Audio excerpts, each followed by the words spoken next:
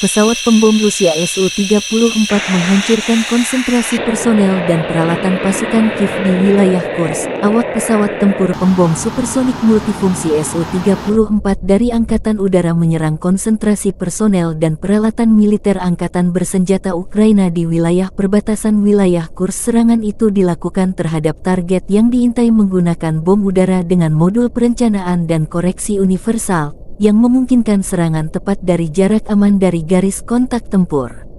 Setelah menerima konfirmasi dari intelijen tentang penghancuran target, awak kembali dengan selamat ke lapangan terbang keberangkatan, kata Kementerian Pertahanan Rusia.